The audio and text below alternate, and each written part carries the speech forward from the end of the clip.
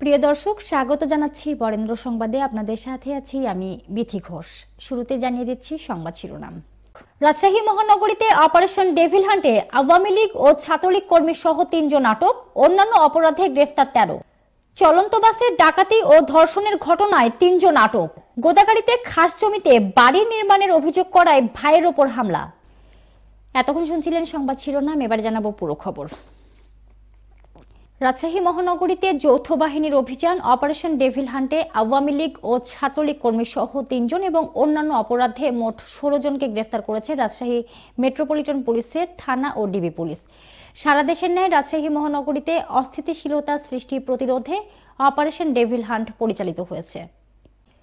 গত ২৪ ঘন্টায় মহানগরীর বিভিন্ন স্থানে অভিযান চালিয়ে বৈষম্য বিরোধী ছাত্র আন্দোলনে হামলা, বিস্ফোরণ ঘটানো, সন্ত্রাসী কর্মকাণ্ড এবং অন্যান্য অপরাধের অভিযোগে ৩ জন গ্রেফতার হয়েছে। এছাড়াও আরএমপির অভিযানে ১৩ জন গ্রেফতার হয়েছে, যার মধ্যে ওয়ারেন্টভুক্ত ৭ জন এবং অন্যান্য অপরাধে ৬ জন। অপারেশন ডেভিল হান্টে গ্রেফতারকৃতরা হলেন আব্দুর রাজ্জাক, মমিনুল ইসলাম এবং তমিম রেজা। আওয়ামী লীগ কর্মী আব্দুর রাজ্জাক রাজশাহী মহানগরীর কর্ণহাট থানার দর্শনপাড়া এলাকার শামসুদ্দিনের ছেলে। মমিনুল ইসলাম এয়ারপোর্ট থানার বায়াবাজার এলাকার মৃত আব্দুস সাত্তারের ছেলে এবং ছাত্রলীগ কর্মী তামিম রেজা নওগাঁ জেলার পতিতলা থানার আমাইর মৃধাপাড়া এলাকার রমজান আলীর ছেলে। গ্রেফতারকৃত আসামিদের বিরুদ্ধে আইনগত ব্যবস্থা নেওয়া হয়েছে। ঢাকা রাজশাহী রুটে যাত্রীবাহী বাসে ডাকাতি ও ২ নারী যাত্রীকে ধর্ষণের ঘটনায় ৩ জনকে আটক করেছে পুলিশ। মঙ্গলবার দুপুর ২টার দিকে নাটোরের বড়াইগ্রাম উপজেলার থানার মোড় থেকে বাসটি জব্দ এবং এর চালক, সুপারভাইজার ও হেলপারকে আটক করা হয়। আটককৃতরা হলেন চালক বাবলু আলী, সুপারভাইজার সুমন ইসলাম এবং হেলপার মাহবুব আলম। এর আগে সোমবার রাত ১টার দিকে গাজীপুরের চান্দুরা থেকে টাঙ্গাইল মির্জাপুর এলাকায় ইউনিক রোড রয়্যালস নামে চলন্ত বাসে ডাকাতি ও ধর্ষণের ঘটনা ঘটে। বাসের এক যাত্রী জানান, রাজধানীর গাবতলী থেকে রাজশাহীতে যাওয়ার জন্য ছেড়ে যায় ইউনিক রোড রয়্যালস বাসটি। কিছুক্ষণ পর ৮ জন ডাকাত চাকু, ছুরি এবং পিস্তল নিয়ে বাস চালক সহ সবাইকে জিম্মি করে।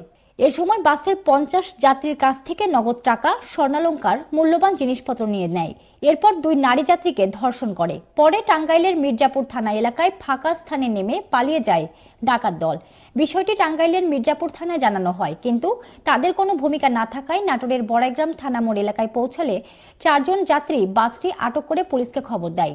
পরে পুলিশ বাস সহ ৩ জনকে আটক করে। আরেক যাত্রী জানান, ডাকাতির ঘটনায় চালক, সুপারভাইজার এবং হেলপার বিভিন্নভাবে সহযোগিতা করেছেন। বড়াইগ্রাম থানার ভারপ্রাপ্ত কর্মকর্তা সিরাজুল ইসলাম জানান, বাসটি আটক করা হয়েছে। যাত্রীরা ৩ জনকে পুলিশের কাছে সোপর্দ করেছে। তাদের বিরুদ্ধে তদন্ত করে আইনানুগ ব্যবস্থা গ্রহণ করা হবে। রাজশাহীর গোদাগাড়িতে অবৈধভাবে খাস জমি ও জলাশয় ভরাট করার প্রতিবাদে এবং প্রশাসনের নিকট অভিযোগ দায়ের করায় ভাইয়ের ওপর হামলা চালিয়ে গুরুতর আহত করার অভিযোগ উঠেছে। শনিবার বিকেলে উপজেলার গোদাগাড়ি ইউনিয়নের মোহরা গ্রামে এই ঘটনা ঘটে। এ ঘটনায় গোদাগাড়ি মডেল থানায় অভিযোগ করেছে হামলার শিকার তরিকুল ইসলাম। স্থানীয় সূত্রে জানা যায়, উপজেলার মেহেরাপুর মৌজায় JL ২৩০ RS খতিয়ান নং ১ RS দাগ ৫৭৫৮ রকম পুকুর পাড় এবং পুকুর।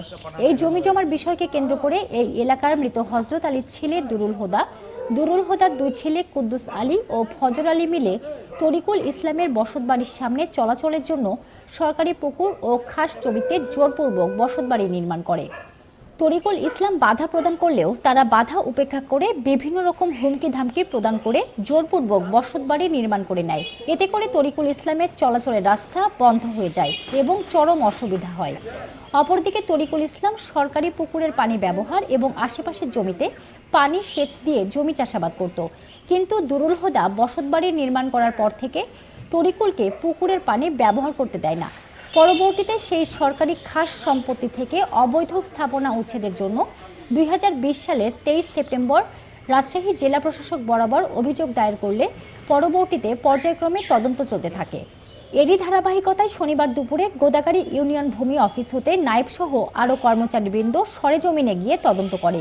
এরপর দুরুল হুদা ও তার সন্তানরা বিভিন্ন রকম অশ্লীল ভাষায় গালিগালাজ সহ বলে, তুই আবার লোক ডেকে এনেছিস, তোকে আজকে মেরে ফেলবো, এই বলে হুমকি ধামকি প্রদান করে।